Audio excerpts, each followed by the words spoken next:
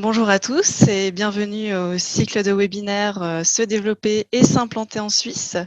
Je suis Aurore Lafin et au sein de la CCI France-Suisse, j'accompagne les sociétés françaises qui souhaitent s'implanter en Suisse. C'est en effet la mission de la CCI France-Suisse, accompagner les entreprises, entrepreneurs dans leur développement et leur implantation en Suisse.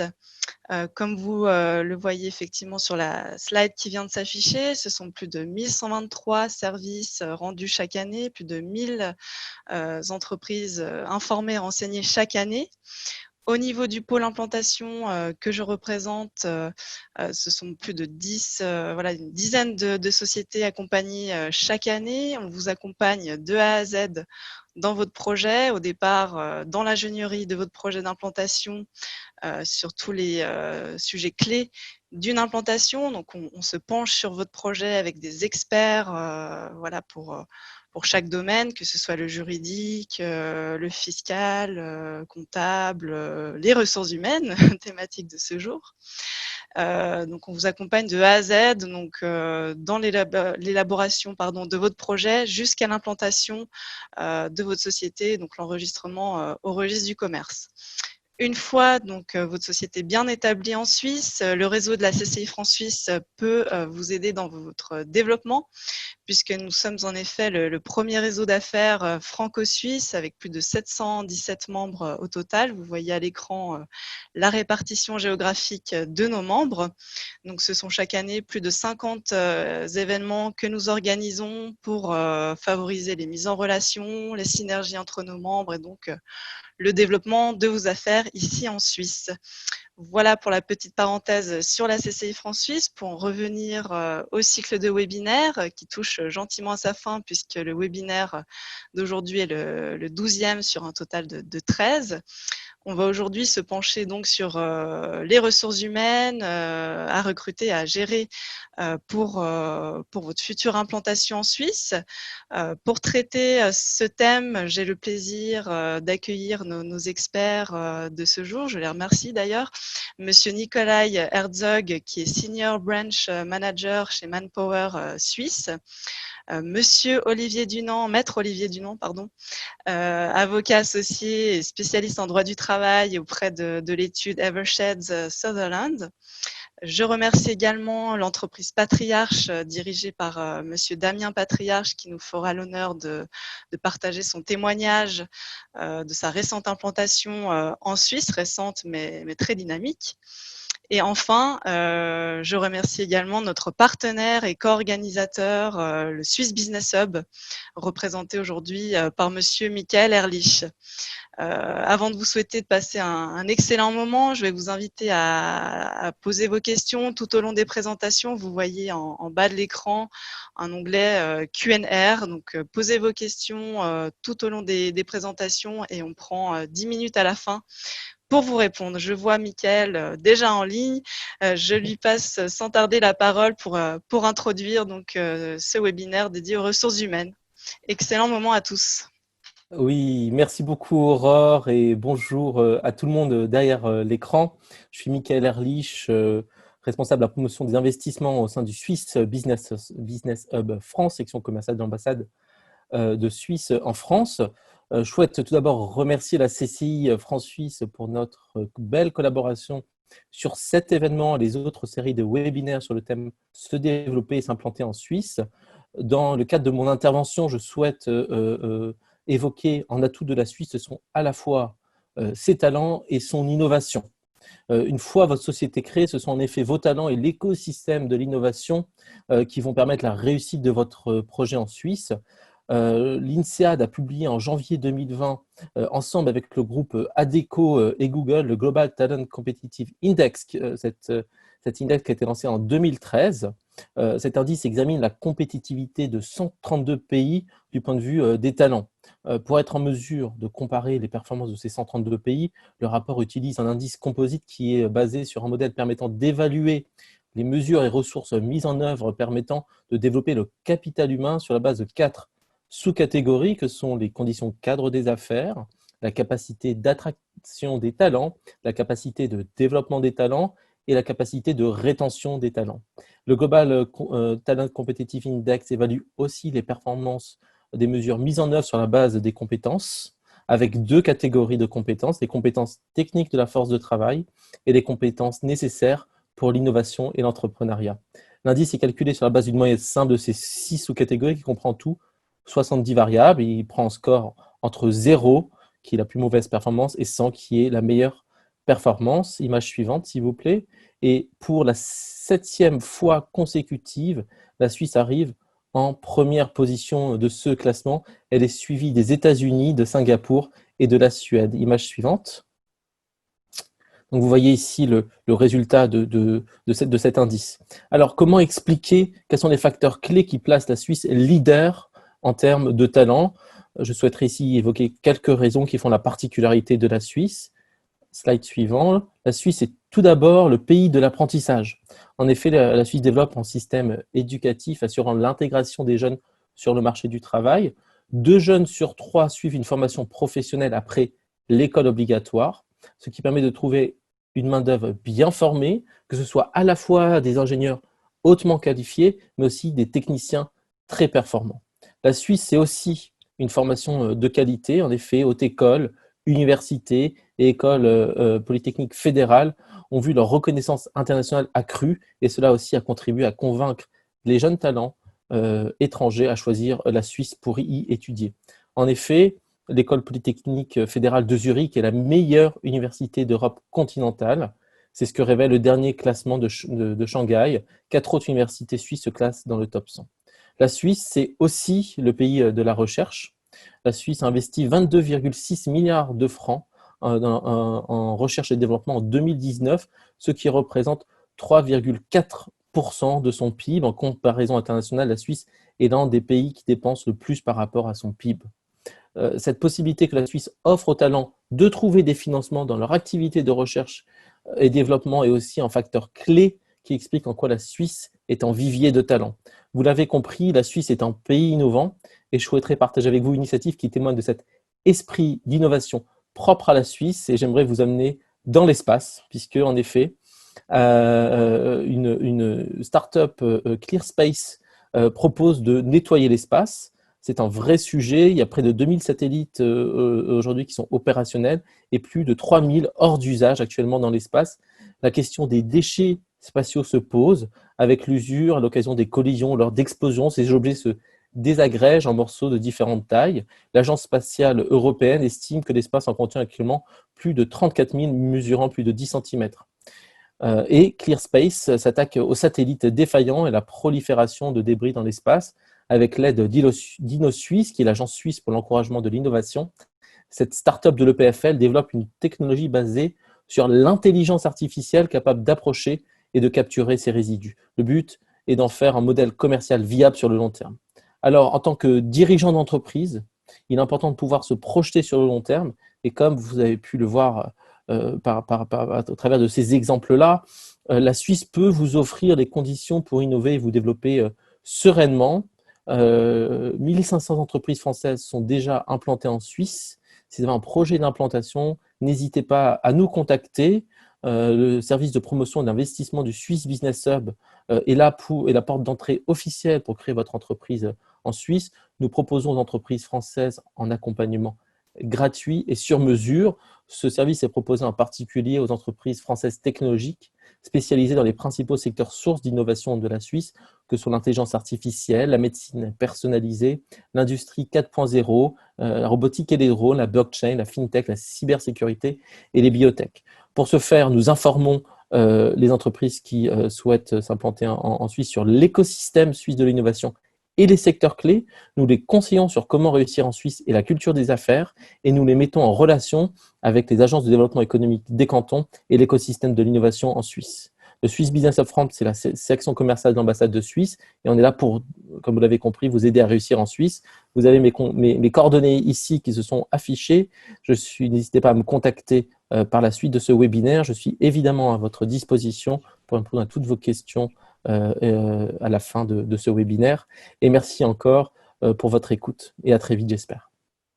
Merci beaucoup, Mickaël, pour cette présentation du Swiss Business Hub, cette introduction sur les talents suisses, en particulier sur les secteurs innovants et technologiques.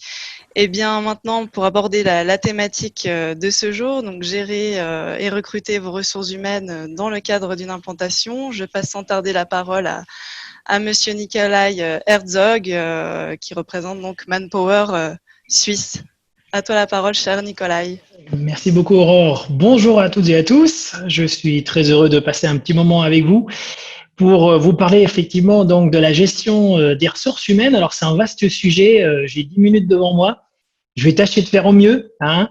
Et puis bien évidemment, j'espère que cette présentation va vous plaire. Et si vous avez des questions, n'hésitez pas, il y aura un petit moment pour ça. Pour ce qui est du sommaire, je vous ai concocté un programme en 3 parties. Petit zoom tout d'abord sur le marché de l'emploi en Suisse, avec des chiffres. Ensuite, une deuxième partie plutôt axée sur comment recruter finalement en Suisse, en sachant qu'on a ici chez nous une situation de quasi plein emploi. Et puis le troisième volet qui est très cher à notre cœur chez Manpower, c'est que d'un côté il faut recruter, puis d'un autre côté l'enjeu de l'entreprise aujourd'hui aussi, c'est de pouvoir fidéliser ses talents. Donc on parlera aussi de cet aspect-là. Alors, le marché suisse, au niveau de la population active, nous avons aujourd'hui 5,2 millions de personnes qui sont actives. Grosso modo, la répartition, c'est 1/3 de main-d'œuvre étrangère et puis 2/3 de Suisses, avec une progression quand même assez significative de la population étrangère qui vient travailler en Suisse, puisque la pénurie de talent implique justement le fait qu'il y a quand même pas mal de postes qui sont vacants, qui sont difficiles à trouver, que ce soit des ingénieurs ou autres, dans l'industrie pharma ou dans d'autres secteurs d'activité, et qui fait que finalement, c'est très cosmopolite, très international, avec une croissance qui va d'ailleurs continuer à s'accélérer, vu la situation pénurique qu'on connaît actuellement. Deuxième partie, on voit que le chômage est assez stable. On a une progression grosso modo de 0,2% sur les 5 dernières années, entre la période de 2014 à 2019. Avec un taux actuel qui avoisine les 4,6%, qui fait partie des taux les plus bas en Europe, avec une répartition où, par exemple, sur Genève, vous êtes autour de 3%, et puis en Suisse alémanique, en particulier à Zurich, vous devez plutôt être à 1,5, 1,6%. Donc, il peut y avoir aussi des disparités entre les cantons, bien sûr. Autre point assez important que vous devez peut-être aussi retrouver en France, c'est qu'on a effectivement un nombre de jobs croissant chaque année qui ne trouvent pas preneur. Et pour ce qui est des places vacantes, tout secteur d'activité confondu, on arrive aujourd'hui à 74 000 postes ouverts, ce qui représente grosso modo plus 25 000 postes sur les 5 dernières années. Donc c'est quand même assez significatif. Ensuite, le temps de travail, on est à peu près à 41 heures par semaine.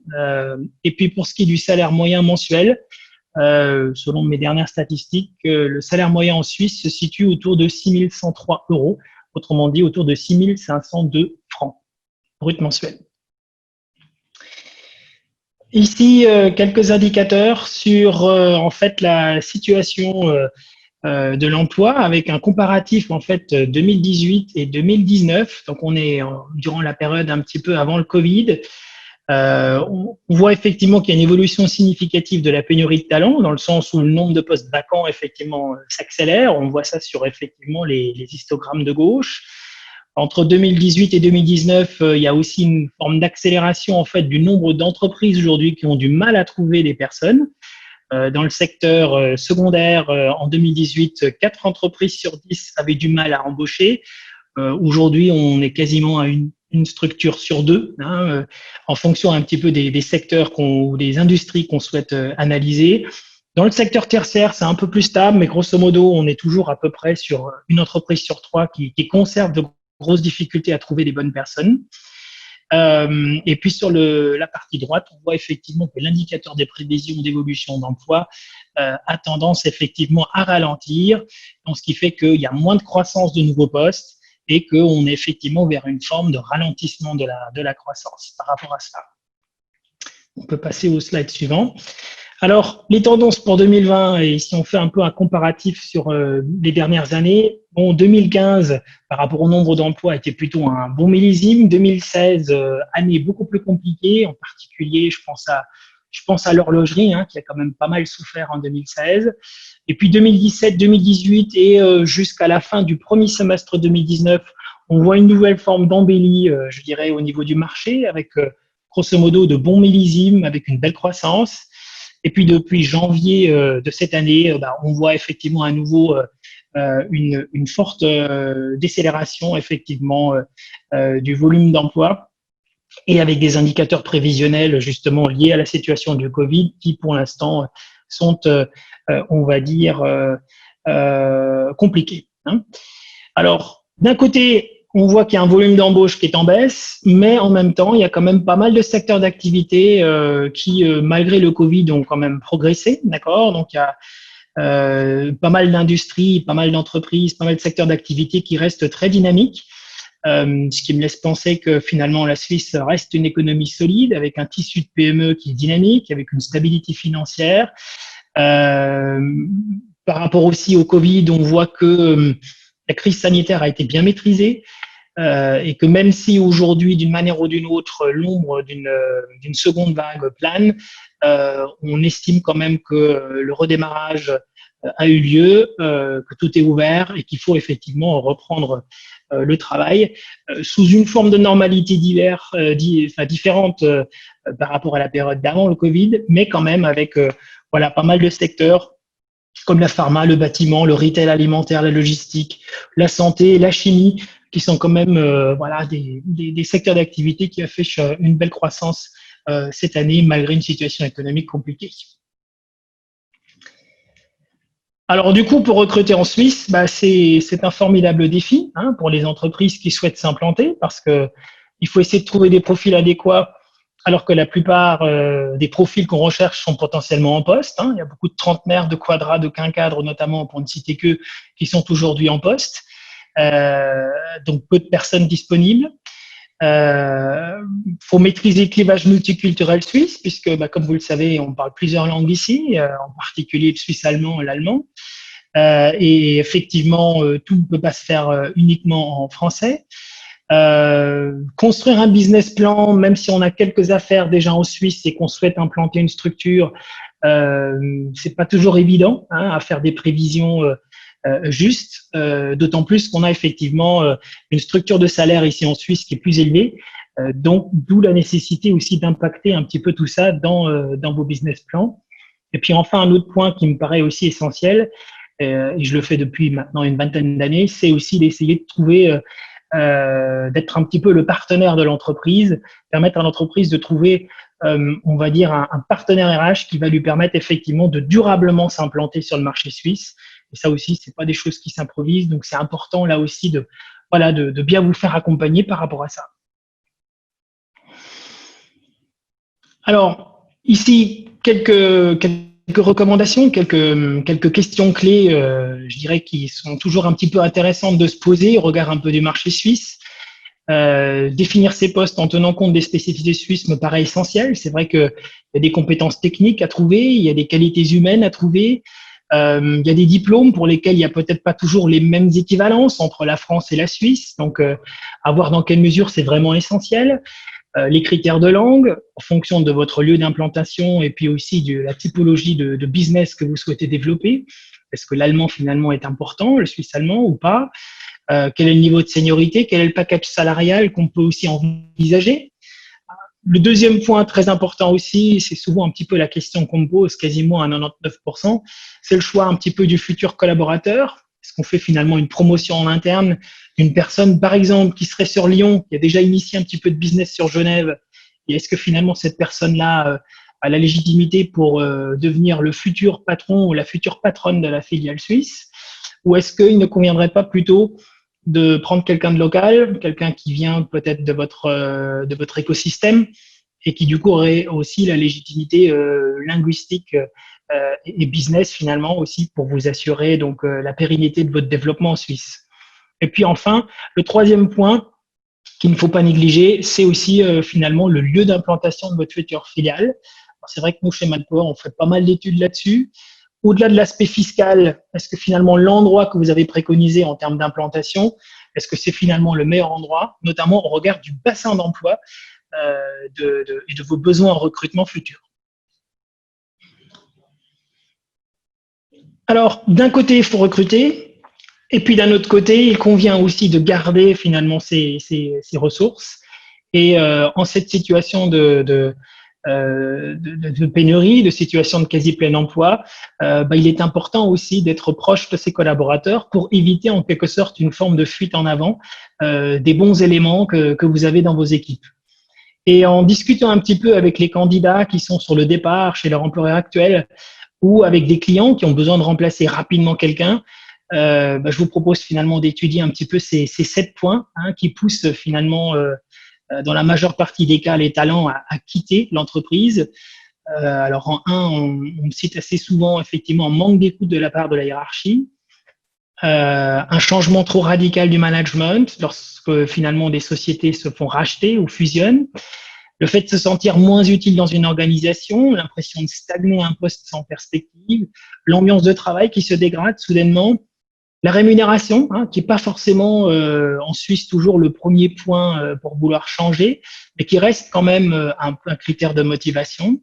Et puis la flexibilité au travail, cette volonté finalement de concilier un petit peu plus de flexibilité entre finalement les journées au bureau et les journées home office. Alors c'est vrai qu'en Suisse, historiquement, si on fait un petit zoom là-dessus, beaucoup d'entreprises sont assez réfractaires de prime abord sur cela. Et puis finalement, quand on discute un petit peu maintenant avec la situation du Covid qu'on a vécu, finalement, on est beaucoup plus ouvert finalement à adopter cela parce que finalement, on a pu voir que le home office avait quand même, pour des secteurs d'activité et des métiers qui le permettent, du bon pour pouvoir assurer d'une part une continuité d'activité et puis pour pouvoir aussi faire face à cette situation extraordinaire que nous avons tous vécue. Et la contrebalance de tout ça, si je puis dire, c'est de dire que s'il s'agit finalement de retenir les talents, comment est-ce qu'on fait? Eh bien, je vous propose ici 4 points qui pourraient nourrir finalement votre réflexion dans votre stratégie de rétention de talents. C'est le partage effectivement d'une vision claire avec un projet d'entreprise et des objectifs qui le sont tout autant. C'est la culture du feedback qui bien souvent a tendance un petit peu à manquer. Prendre du feedback auprès des équipes, etc. C'est important et puis il faut que ça fonctionne dans les deux sens. Et puis les perspectives d'évolution, les plans de carrière qui viennent aujourd'hui un petit peu au premier rang des critères aussi d'évolution ou des critères de départ des personnes. Et enfin, une ambiance de travail bienveillante et puis la valorisation ponctuelle mais régulière des membres qu'on a dans une équipe me paraissent aussi essentiels pour pouvoir justement garder ces bons éléments. Alors, par rapport aux solutions de recrutement et de gestion de talent chez Manpower, peut-être juste en quelques mots, un petit peu notre vision à nous de la chose. Nous, on s'intéresse grosso modo un petit peu à 4 étapes. Il y a l'étape 1 et 2 où le but du jeu, c'est bien évidemment de se briefer un petit peu sur la compréhension de vos besoins et de vos enjeux RH, d'adopter dans la majeure partie des cas, plutôt une approche proactive de candidats, c'est-à-dire le recrutement par chasse finalement des personnes, puisqu'en situation de pénurie, bien souvent, il faut aller dénicher les talents dont on a besoin. La 3e étape vise plutôt à vous proposer une forme de veille active sur votre marché et de pouvoir vous compléter votre dispositif de vos équipes par rapport à des talents additionnels que vous intégrerez à votre rythme en fonction du rythme de croissance que vous allez avoir en Suisse. Et puis après, le 4e point est plutôt lié justement aux aspects de talent management qui ont pour but effectivement de vous aider dans la gestion de l'évolution interne de vos membres, participer à des formations, de coaching, voire même de reclassement lorsqu'on est plutôt en situation de transformation au sein de vos sites.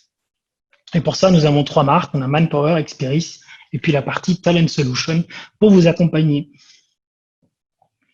Et puis pour aller plus loin, en quelques mots, ce que Manpower a défini par rapport à ça, c'est la stratégie de gestion des 4 talents, puisque finalement, pour faire du talent management total, il est important pour nous de partager avec vous la partie build, la partie buy, la partie borrow et la partie bridge, ce qu'on appelle les KB. D'un côté, l'idée, c'est d'investir dans la formation, c'est d'attirer les talents que l'on ne peut pas développer en interne, c'est entretenir les communautés de talents externes à l'entreprise, et puis enfin, aider les individus effectivement à se développer et à acquérir de nouvelles fonctions. Merci beaucoup Nicolas pour cette présentation donc, du marché de l'emploi, des points d'attention à avoir en tête lorsqu'on recrute en Suisse. On a compris que le marché de l'emploi en Suisse est un marché donc assez tendu puisque le chômage est très faible. D'un autre côté, cela offre beaucoup d'opportunités aux professionnels qui souhaitent donc évoluer dans leur carrière, changer d'entreprise. Et c'est là tout l'enjeu donc des entreprises, retenir leurs talents. Je vais maintenant passer la parole à Maître Olivier Dunant pour un focus donc sur le droit du travail suisse. Je vous passe la parole, Maître Dunant. Merci volontiers. Mesdames et messieurs, bonjour à distance. C'est un plaisir de pouvoir vous présenter aujourd'hui quelques aspects de droit du travail. Je suis avocat spécialisé en droit du travail et j'accompagne régulièrement des entreprises qui souhaitent découvrir le marché suisse. Le temps ne sera pas suffisant pour vous faire une présentation complète, mais je vous propose un petit tableau impressionniste en relevant quelques aspects particuliers du marché du travail, peut-être pour vous donner envie de vous lancer sur le marché suisse. Ce que j'aimerais aborder aujourd'hui, ce sont les types de contrats de travail qui existent et d'aborder la différence qu'il y a entre les durées de contrat en Suisse et en France, déterminer si, en considérant les gens qui travaillent dans votre entreprise comme des indépendants, vous pouvez vous affranchir du paiement de la sécurité sociale. La réponse est non, mais on verra les détails. Alors, cadre aussi la question de la durée du travail, des heures supplémentaires et quelques aspects de libre circulation des personnes. Alors, pour vous mettre en appétit, je commence par une question. Pourquoi, à votre avis, les grèves sont peu fréquentes en Suisse? J'ai pas de statistiques sur le sujet, mais si on compare la Suisse et la France, je crois que vous serez tous d'accord sur le fait que on entend plus souvent dans la presse parler de grève en France que ce n'est le cas en Suisse. La raison pour laquelle les grèves sont peu fréquentes en Suisse, c'est en raison de la paix du travail. La paix du travail consiste au sein de conventions collectives, de négociations entre les associations d'employeurs et les syndicats. D'un côté, les employeurs sont bienveillants, accordent des avantages supplémentaires aux collaborateurs, et d'autre part, les syndicats s'engagent à ne pas faire grève. Et je pense que cette atmosphère paisible est dans l'intérêt de l'ensemble de la communauté. J'en viens maintenant au type de contrat de travail. On peut avoir des contrats de travail qui soient de durée indéterminée ou de durée déterminée. Un contrat de durée indéterminée, c'est un contrat qui est conclu à long terme sans qu'on sache exactement pour quelle date, et c'est la norme. Je pense que c'est probablement en Suisse plus fréquent de voir des contrats de durée indéterminée.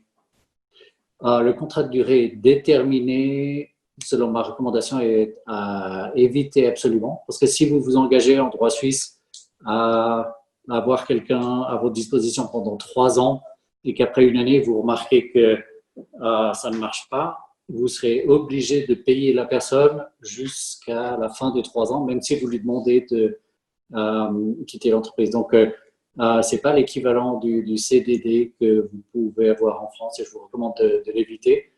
Si vous savez que vous n'aurez plus besoin de quelqu'un à partir d'une certaine date, c'est préférable dans ce cas-là de prévoir un contrat de durée maximale.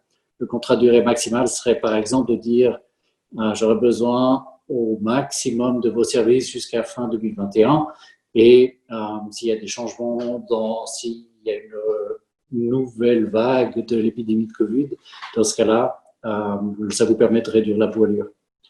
Le contrat de durée minimale est aussi possible, qui consiste à dire que vous aurez besoin de quelqu'un pendant une durée minimale et ensuite vous pouvez la conserver. Les tribunaux acceptent aussi la conclusion de contrats sur appel et il y a différentes variantes qui sont possibles. Je vous recommande de vous renseigner sur les us et coutumes lorsque vous engagez du personnel. Je vous posais la question tout à l'heure de savoir qu'il est préférable que pour vous d'engager quelqu'un comme salarié ou comme indépendant. Ici, parfois, certains employeurs sont tentés de dire ça sera plus intéressant d'avoir un indépendant parce qu'il n'y a pas de charge sociale à payer. Malheureusement, les tribunaux ne le voient pas de cet œil. En cas de doute, les tribunaux considèrent que quelqu'un qui est engagé, qui fournit une prestation de travail contre salaire est salarié de l'entreprise. Et dans ce cas-là, le risque pour l'employeur, s'il n'avait pas payé les charges sociales, ça sera de payer les charges sociales aussi bien pour la part employé qu'il a omis de déduire du salaire et pour la part employeur. Le contrat pourrait aussi être qualifié dans d'autres cas de mandat. Dans ce cas-là, ça serait un vrai indépendant ou de contrat d'agence ou de contrat d'entreprise dans lequel il n'y a pas de charge sociale à payer. Une autre difficulté, c'est le paiement de l'impôt à la source. Si vous avez quelqu'un qui est soumis à l'impôt à la source, qui est considéré comme les tribunaux comme salarié, vous devez aussi vous assurer de retenir l'impôt à la source. On peut passer à la slide suivante. Sur la durée du travail, tout à l'heure, Nicolas Herzog vous a présenté la durée moyenne du travail à 41 heures par semaine. C'est plus élevé que les 35 heures que certains connaissent en France. Et on peut aller dans le contrat, c'est la partie blanche de la cible que vous avez devant vous, jusqu'à 45 heures par semaine. Donc, 45 heures pour les employés de bureau, c'est possible. La plupart des employeurs proposent pas le maximum parce que l'intérêt de l'employeur, c'est de recruter les meilleurs dans ce qu'on appelle the war for talent. Et ensuite, si l'employé doit faire des heures supplémentaires dans la partie blanche, la règle, c'est que les heures supplémentaires sont payées, mais vous pouvez aussi, en application du principe de la liberté contractuelle, prévoir dans le contrat de travail que les heures supplémentaires ne seront pas payées. Donc, vous pouvez avoir quelqu'un qui est engagé à 41 heures, lui demander de travailler de temps en temps à 45 heures par semaine sans payer de supplément. La justification de cette solution est que le salaire de base doit être suffisant pour inclure aussi le paiement des heures supplémentaires. Et donc, ça facilite ensuite le travail des personnes chargées de la paye, d'avoir le même montant à chaque mois. Ça vous permet aussi de faire des budgets plus facilement. Et ensuite, on a dans notre cible un troisième cercle qui est le cercle bleu du travail supplémentaire. Le travail supplémentaire, c'est le travail qui dépasse 45 heures par semaine. Si, exceptionnellement, des collaborateurs doivent travailler plus que 45 heures, dans ce cas-là, il s'agit de travail supplémentaire qui n'est plus réglé par le Code des obligations, mais par la loi sur le travail. Et dans ce cas-là, le paiement du travail supplémentaire est requis avec un supplément de 25%. Donc, vous payez le travail supplémentaire à 125%. Sur la slide suivante, et ça sera le quatrième et dernier point que j'aimerais vous présenter, j'attire votre attention sur la libre circulation des personnes. La libre circulation des personnes est un principe posé par l'accord entre l'Union européenne et la Suisse, mais il y a de nombreuses subtilités. Tous les pays n'en bénéficient pas de la même manière. La Croatie, par exemple, qui est le dernier pays à avoir rejoint l'Union européenne, doit encore passer par différentes périodes dans lesquelles la réintroduction de contingents est nécessaire, l'introduction de clauses de sauvegarde. Et ma recommandation, c'est de consulter un spécialiste pour vous assurer que les formalités d'immigration sont respectées. Malgré la libre circulation, il est nécessaire d'entreprendre des démarches pour pouvoir engager du personnel de l'autre côté de la frontière. Avec ceci, j'en ai terminé et je vous remercie de votre attention. Merci beaucoup Olivier donc pour ce focus sur le droit du travail en Suisse. On retient voilà l'expression la paix du travail qui caractérise assez bien donc le marché de l'emploi en Suisse. Pour illustrer donc les propos de nos deux experts, que je remercie d'ailleurs, j'invite maintenant Monsieur Patriarche donc à partager son expérience de sa récente implantation. Il y a un peu plus d'une année maintenant en Suisse. Je ne vais pas tout dire et je je vous laisse tout de suite la parole, Damien. Tout à fait. Ben, merci beaucoup. Bonjour à tous. Donc, je vais vous présenter rapidement ce qu'est Patriarche et puis notre aventure un petit peu en Suisse, qui est effectivement toute récente.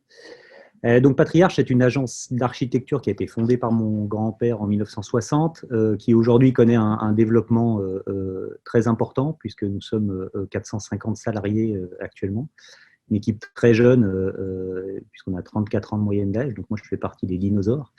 Voilà, historiquement, on a beaucoup travaillé à l'export, et puis on s'est d'abord installé au Canada et tout récemment, donc en Suisse.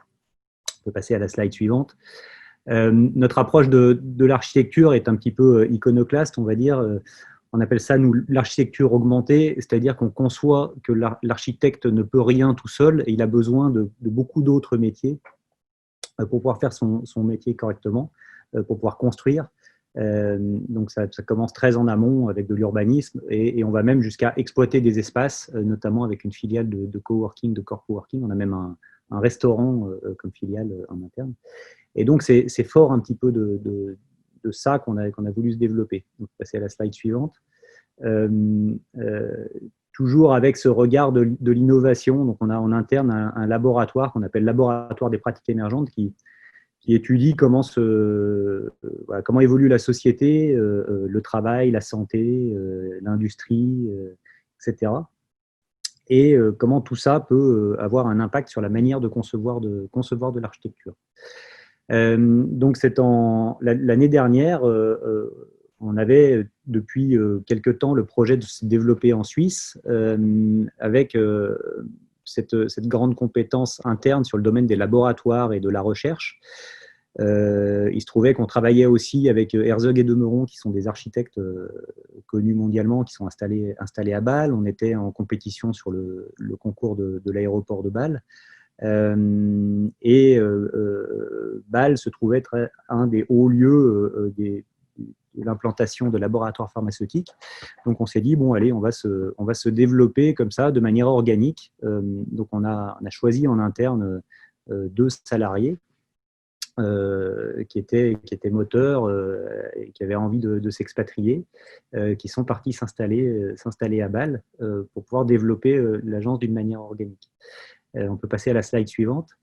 Et en parallèle de ça, on a remporté un concours à Vevey, donc ce coup-ci Suisse romande, canton de Vaud, donc où on a qui était un gros concours de laboratoire pharmaceutique qu'on a remporté un petit peu par hasard, le hasard des rencontres, etc. Et puis ça a vraiment bien matché avec les équipes de Merck locales.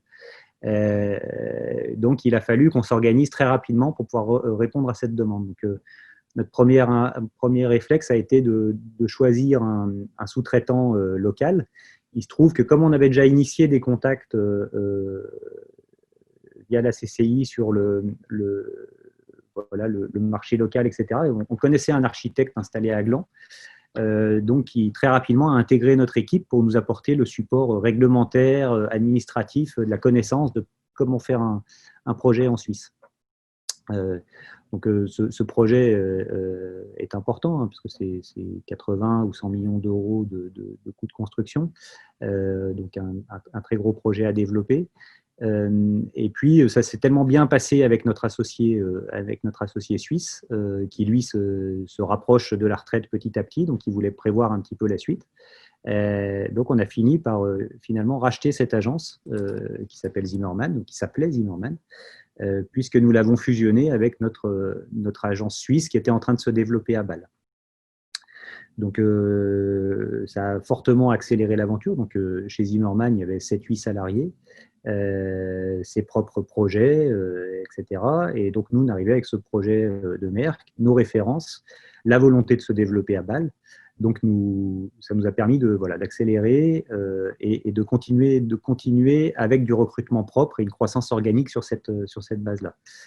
Donc, on a notamment travaillé avec Nicolas Herzog Manpower pour pouvoir nous aider à identifier des profils. Donc, on On a recruté à Bâle 2 personnes qui travaillaient en Suisse, qui travaillaient à Bâle depuis plus de 10 ans. Et il se trouve que c'est un Allemand et une Espagnole. Ça montre le multiculturalisme de la Suisse qui est super intéressant. Et puis, on a aussi recruté à Gland, chez Zimmermann, en appui notamment du projet Merck, mais aussi pour assurer le développement propre de cette filiale. Donc aujourd'hui, on est 20 personnes, on n'est même pas 1 an après notre implantation, et on continue à se développer petit à petit, avec ce projet de Merck qui aujourd'hui est en chantier, mais aussi avec de nouveaux sujets autour de Bâle et autour de Gland. Voilà, donc je dirais que c'est finalement, ça nous faisait un petit peu peur. Nous, on était voisins de la Suisse, puisque notre siège social est en Savoie. Donc, on regardait toujours ça à la fois avec envie et en même temps avec un petit peu de crainte voilà, d'apprendre des nouvelles normes, des nouvelles règles administratives, de faire face peut-être à une certaine forme de protectionnisme. Mais à partir du moment où on y va avec humilité et puis avec des choses à apporter et puis un échange réciproque, ça se passe forcément bien. Donc, voilà, aujourd'hui, on est très content d'avoir franchi ce cap-là et on pense qu'on va franchir pas mal d'autres marches cette année et puis les années qui suivent. Voilà pour ma petite expérience. Donc, n'hésitez pas avec les questions sur le sujet. Merci. Merci beaucoup Damien pour ce témoignage. On va passer maintenant à la session questions-réponses. Je vais vous garder Damien puisque j'ai une première question. Donc justement, vous avez parlé de votre croissance qui se voulait au départ organique et puis au fil des opportunités aussi voilà devenue externe. Justement, quand on fusionne 2 sociétés, quels sont les points d'attention justement au niveau des ressources humaines? Nous, on était dans un choc de culture puisqu'on avait une toute petite entreprise de 7-8 personnes, ce qu'on était il y a 20 ans, même pas, qui se faisait racheter par une plus grosse, en plus d'un pays étranger. Donc forcément, ça posait des questions chez les salariés. Donc il a fallu vraiment bien accompagner ça et les rencontrer, être très présent souvent. Et puis c'est finalement une grosse fête tous ensemble, un camping, une randonnée qu'on a fait dans les Alpes à tous les salariés ensemble qui a fini par souder définitivement l'équipe.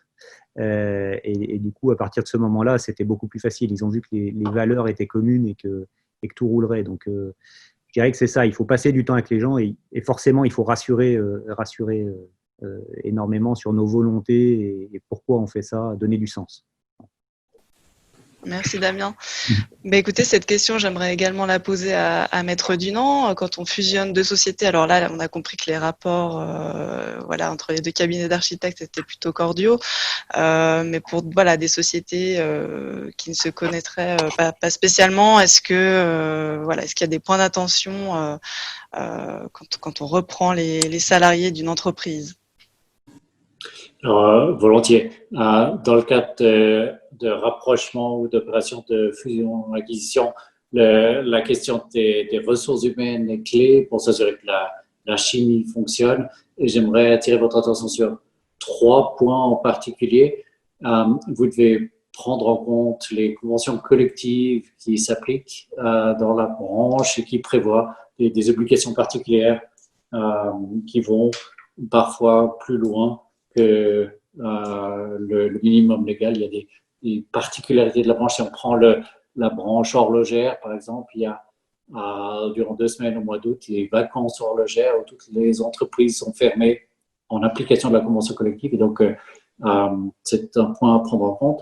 Vous devez prendre en compte les heures supplémentaires qui ont été effectuées par les collaborateurs. S'il n'y a pas de contrat qui exclut le paiement des heures supplémentaires, les comptes de la société devront prévoir des provisions pour les heures supplémentaires et pour les vacances non prises, qui peut diminuer le prix de vente. Et puis, vous avez un 3e point, un 3e exemple pour lequel il faut faire attention, c'est les questions de caisse de pension, ou qu'on appelle retraite en France. Lorsque un certain nombre d'employés quittent une entreprise, ils ont le droit d'emporter avec eux une partie des réserves Donc, lorsque les collaborateurs qui quittent l'entreprise peuvent prendre les réserves avec eux, c'est ce qu'on appelle un cas de liquidation partielle de la caisse de pension. Merci beaucoup, Olivier, pour cette réponse et ces compléments. Maintenant, une petite question pour Nicolas. Donc, on a compris que le marché était très compétitif. Dans ces conditions, comment on fait pour recruter en Suisse? Est-ce qu'on peut trouver nos candidats sur Internet? C'est une des questions qui a été posée. Est-ce qu'Internet a la bonne place pour trouver les meilleurs talents?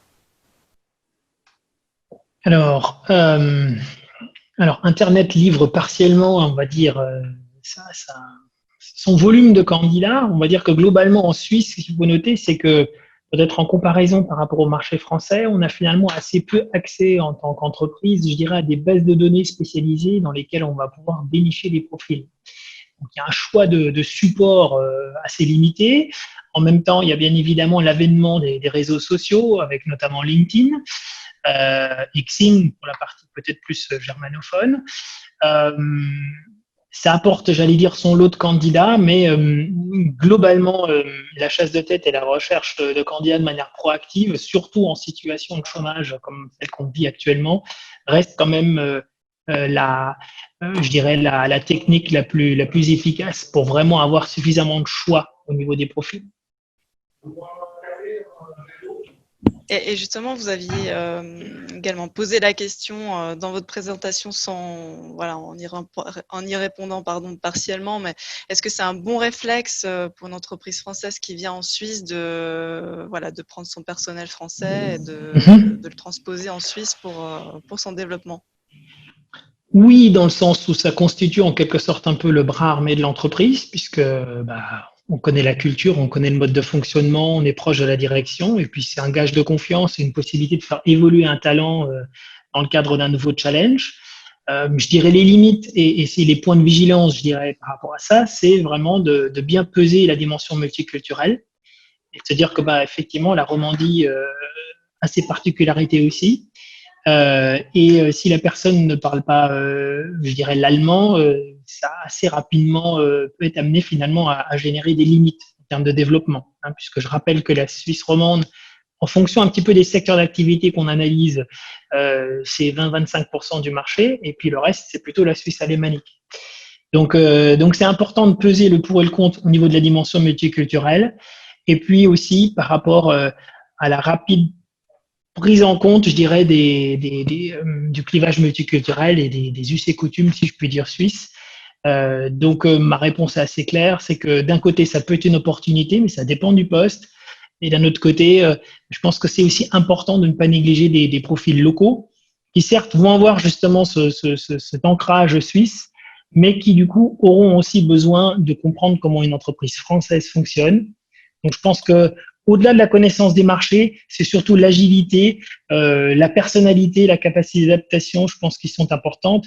Et ça, c'est plutôt finalement les soft skills au-delà des compétences techniques et connaissances sectorielles. Merci beaucoup, Nicolas. Maintenant, une question pour Mickaël. Donc, on sait que les secteurs technologiques et innovants sont souvent portés par des collaborations entre les universités, les hautes écoles et les entreprises. Pouvez-vous nous dire comment finalement la Suisse génère ses propres ressources humaines? Oui, déjà, merci Aura pour cette question. Et peut-être juste avant de répondre, vraiment, j'apprécie chaque fois les témoignages des entreprises et remercier Monsieur Patriarche pour son témoignage lorsqu'il dit qu'il y a de ça un an, il voyait la Suisse de loin et puis finalement, un an après, on voit où la société, comment elle a pu grandir et que finalement, si on s'y prend bien, et si on est bien accompagné par des experts que nous avons ici autour de la table, les choses se passent bien et on peut bien réussir en Suisse. La Suisse ne doit certainement pas faire peur. La Suisse est un pays d'opportunités et je vois ici qu'on peut en témoignage qui en parle.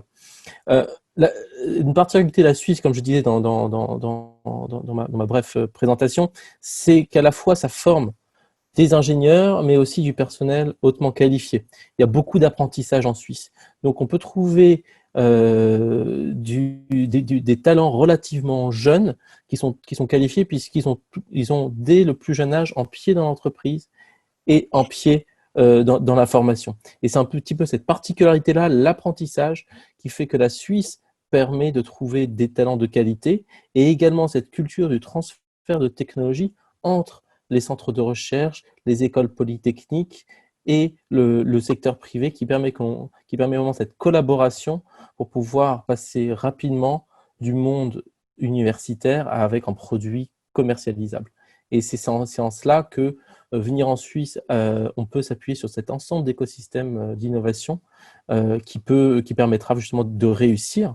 Et puis, le dernier point, puisqu'on parle ici de talent, et quand on se monte une structure, souvent, lorsque l'on propose à des talents, trouver des talents au niveau local, mais aussi pouvoir trouver les meilleurs talents du monde et leur proposer de venir en Suisse, c'est peut-être aussi un atout intéressant. La qualité de vie, là, monsieur Patriarche parlait voilà, de la montagne.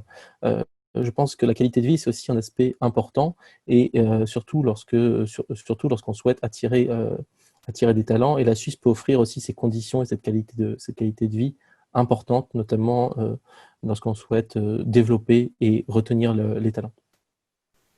Merci beaucoup, Michael. Eh bien, une petite question pour tout le monde pour clôturer cette session de questions-réponses. Je vais commencer par Damien Patriarche. Donc, quel conseil général donneriez-vous à une entreprise française qui souhaite venir en Suisse ? C'est un petit peu ce qui vient d'être dit par Michael, c'est justement de se faire accompagner, et là je pense qu'il y a un bon panel d'experts autour de la table. C'est vrai que sinon on peut vite se perdre parce que on peut se noyer sur des choses qui au final, quand elles nous sont bien expliquées, sont assez simples, mais quand on les connaît pas, on peut partir, on peut chercher sur internet, on trouvera rien ou des avis contradictoires. Alors qu'en se faisant accompagner, ça se passe très bien. Il y a des services, une partie des services qui est gratuite, une autre qui est payante, mais au final, on en a pour son argent. Donc, voilà, je dirais qu'il ne faut pas hésiter à se faire accompagner, ça vaut le coup. Merci beaucoup, Damien. Michael, un petit complément pour rebondir sur ce point. Oui, tout à fait. Moi, je pense que la meilleure des choses, c'est venir voir pour comprendre l'écosystème, pour rencontrer les bonnes personnes, pour se projeter, parce que c'est vraiment à la fois venir ensuite et s'implanter, c'est à la fois ces deux paramètres. C'est un paramètre rationnel, comprendre en quoi s'implanter en Suisse peut, pour mon entreprise, pouvoir créer la valeur, mais après, c'est un aspect aussi émotionnel, où je me projette. Et c'est important que l'un soit lié à l'autre. Et venir en Suisse, ça permet vraiment de se projeter, de voir que les choses sont simples et de voir les opportunités que l'on peut saisir. Et on est là pour vous aider, l'ensemble des structures, la CCI France Suisse, le Swiss Business Hub, et puis tous les experts ici et de la CCI France Suisse. Tout à fait, je confirme. Nicolas, quel conseil souhaites-tu partager ? Faites-vous accompagner, mais surtout gardez à l'esprit que la Suisse, c'est un beau pays dans lequel énormément de potentiel réside. Que vous développez l'Allemagne, l'Autriche ou la Suisse, il y a des connexions. La France, l'Italie, il y a des connexions. Il y a effectivement des ressources sur place, même s'ils sont peut-être un peu plus difficiles à trouver ces temps-ci, qui sont effectivement extrêmement bien formés. On l'a vu, et je rebondis effectivement sur Michael Ehrlich. En Suisse, on a beaucoup de personnes très bien formées. Donc je pense que cette richesse-là, à la fois en termes de business et de ressources, peut pour les entreprises telles que les vôtres constituer un vrai relais de croissance d'une manière générale. Merci Nicolas. Et le dernier conseil de la fin pour Olivier. Oui, volontiers. J'aimerais mentionner brièvement deux conseils. Le premier conseil, c'est faites attention aux salaires minimaux. Vous devez respecter des normes dans un certain nombre de domaines concernant les salaires de vos collaborateurs. Si vous avez un marché public en vue, que vous faites des calculs pour une offre et qu'après avoir gagné l'offre, vous remarquez que les salaires à payer à vos collaborateurs mangent toute votre marge, ça ne marchera pas. Donc, renseignez-vous en amont sur les salaires qu'il faudra respecter. Et je vous encourage aussi à vous former. Il y a des formations dans de nombreux domaines en matière de droit du travail, en matière d'immigration, ce qui vous permettra d'être autonome ensuite et de gérer le marché suisse correctement. Merci beaucoup, Olivier. Eh bien, il est maintenant l'heure de clôturer ce webinaire. Je tiens vraiment à vous remercier tous pour vos partages d'expertise, d'expérience. On vous donne tous rendez-vous au dernier webinaire donc, de notre cycle, ce jeudi 2 juillet à 14 h sur le thème de la stratégie immobilière dans le cadre de son implantation. N'hésitez vraiment pas à prendre contact avec nous. Voilà, tous les webinaires seront disponibles via des replays qui seront rediffusés donc, le mois prochain. Vous y retrouverez toutes nos coordonnées. Eh bien, je vous souhaite à tous un excellent après-midi et surtout tout de bon dans vos projets d'implantation et de développement en Suisse. Merci à tous.